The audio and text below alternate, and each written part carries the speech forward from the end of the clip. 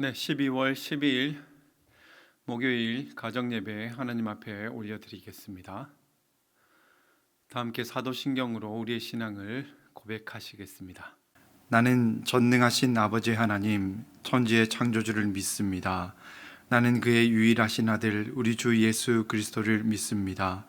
그는 성령으로 잉태되어 동정녀 마리아에게서 나시고 본디오 빌라도에게 고난을 받아 십자가에 못 박혀 죽으시고 장사된 지 사흘 만에 죽은 자 가운데서 다시 살아나셨으며 하늘에 오르시어 전능하신 아버지 하나님 우편에 앉아 계시다가 거기로부터 살아있는 자와 죽은 자를 심판하러 오십니다.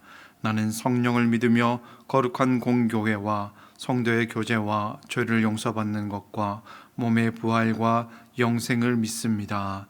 아멘. 오늘 우리가 하나님께 올려드릴 찬양은 여호와께로 돌아가자입니다.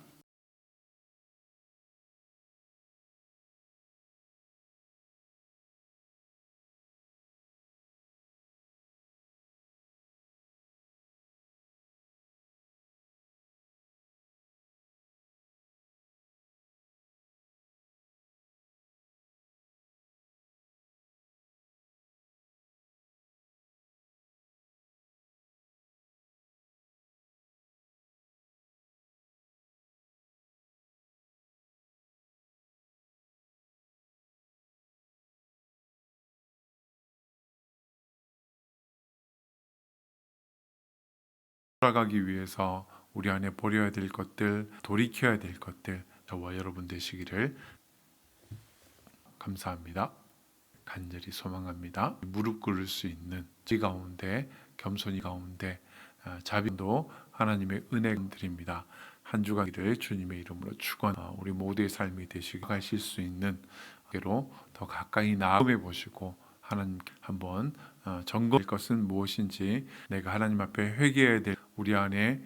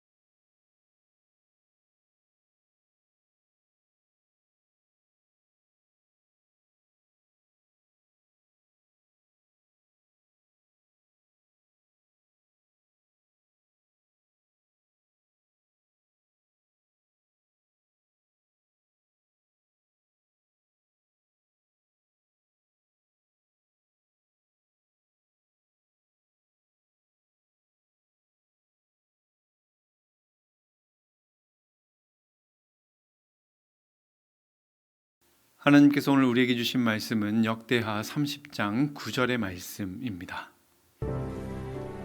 너희가 만일 여호와께 돌아오면 너희 형제들과 너희 자녀가 사로잡은 자들에게서 자비를 입어 다시 이 땅으로 돌아오리라. 너희 하나님 여호와는 은혜로우시고 자비하신지라. 너희가 그에게로 돌아오면 그의 얼굴을 너희에게서 돌이키지 아니하시리라. 여러분, 히스기야는 유다의 제13대 왕으로 25세의 왕이 된 인물입니다.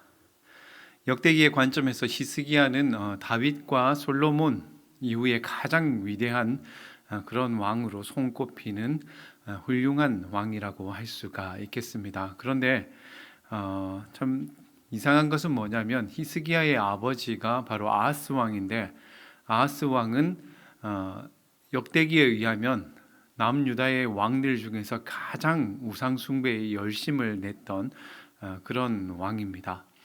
여러분, 한번 자연스럽게 상상을 해보십시오. 히스기야가 이 아하스의 왕으로서 아마 어린 시절부터 아버지 아하스 왕이 하나님이 아닌 우상을 섬기는 모습들을 옆에서 지켜보면서 자랐을 겁니다. 그래서 자연스러운 것은 뭐냐면 히스기야가 하나님을 열심히 섬기고 하나님만 온전히 따르는 그런 삶을 살아가는 것보다 오히려 히스기야가 아버지를 따라서, 그의 아버지였던 아하스를 따라서 우상을 섬기는 일에 열심을 냈다라고 하는 이야기가 오히려 더 자연스러운 그런 이야기가 될 수 있었을 겁니다.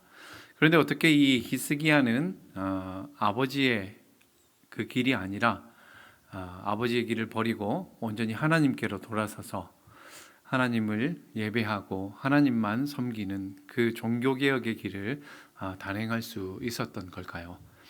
아마도 이 히스기야 인생의 큰 변화가 전환점이 될 만한 그런 사건이 있었기 때문일 겁니다. 그 사건이 뭐냐면 바로 북이스라엘의 멸망이라고 할 수가 있습니다. 히스기야가 통치하던 바로 그 시대에 북왕국 이스라엘이 먼저 아수르라고 하는 제국에 의해서 멸망을 당하게 됩니다.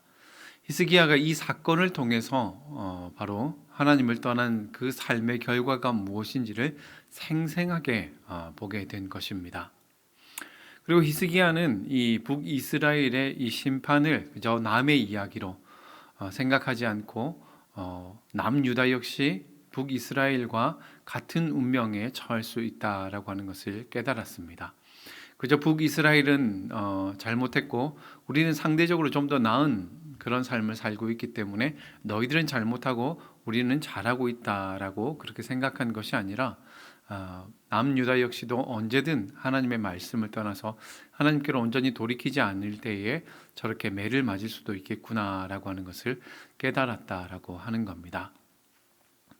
근데 히스기야가 또 한 가지 위대한 것은 무엇이냐면 북이스라엘이 먼저 멸망을 당했음에도 불구하고 하나님의 마음과 같이 그 북쪽에 남겨진 백성들을 버리지 않고 그들이 하나님께로 돌아올 수 있는 문을 열어 주었다라고 하는 겁니다. 히스기야가 성전을 깨끗하게 정비하고 나서 유월절을 다시 시작하는데 남유다에 있는 백성들만 하는 것이 아니라 사람들을 보내서 북쪽 이스라엘에 남아 있는 사람들을 찾아다니면서 그들에게 하나님께로 돌아오라고, 함께 우리가 하나님을 섬기자고 유월절을 지키자고 제안을 했습니다. 물론 이때 그것을 비웃은 사람들도 있고 또 그 말씀을 듣고 하나님 앞에 돌아온 사람들도 있었습니다. 중요한 것은 무엇이냐면 히스기야는 그들을 조롱하거나 비난하거나 책망하고 그친 것이 아니라 그들을 품고자 했다라고 하는 것입니다. 근데 여러분, 이 과정을 통해서 하나님이 우리에게 주시는 교훈은 뭐냐면 우리가 인생을 살아가다가 하나님이 우리에게 말씀을 하신다라고 하는 겁니다. 우리에게 돌아오라고, 하나님께로 돌아오라고. 하나님은 다른 사람의 삶을 통해서 먼저 우리에게 타산지석의 교훈을 삼으라고 다른 사람을 통해서 우리에게 사인을 주실 수도 있습니다. 그리고 북이스라엘의 관점에서 보자면은 하나님은 끊임없이 이스라엘 백성들에게 선지자를 보내서 너희가 나에게로 돌아오라고, 여호와께로 돌아오라고 말씀하셨습니다. 선지자들을 통해서 심판과 책망과 경고의 말씀을 주셨지만 사실 그때에도 하나님의 본심은 무엇이었냐면 이스라엘 백성들이 돌이켜서 하나님께로 돌아오는 것이었습니다. 결국은 이스라엘 백성들은 그 하나님의 음성을 무시했고 경고를 듣지 않고 하나님의 심판의 매를 맞고야 말았습니다. 그런데 하나님의 심판의 매를 맞은 그 이후에도 하나님은 그들에게 어떻게 말씀하십니까? 내가 너희를 버렸다라고 말씀하시는 것이 아니라 나에게로 돌아오라라고 말씀하고 있다라고 하는 겁니다. 여러분, 하나님은 이렇게 끊임없이 우리에게 돌아오라고, 너희가 나에게 돌아오면 나도 너희에게 다시 돌아설 것이라고, 너희를 향해서 돌아설 것이라고, 너희에게 돌아갈 것이라고 말씀하고 있습니다.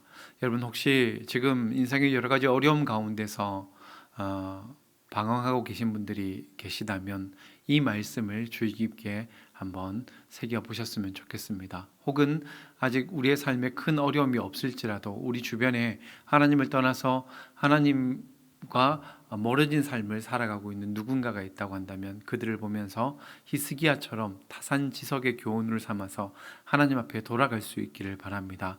혹 하나님께서 우리에게 지금 돌아오라고 하는 그 음성이 들릴 때에 하나님께 돌아설 수 있고, 또한 혹 우리가 하나님의 심판의 매를 맞는다고 할지라도 그 아픔의 순간 가운데서도, 고난 가운데서도 우리가 꼭 기억해야 할 것은, 우리가 돌아갈 곳은 오직 하나님 한 분밖에 없다라고 하는 이것을 여러분 꼭 기억하셨으면 좋겠습니다.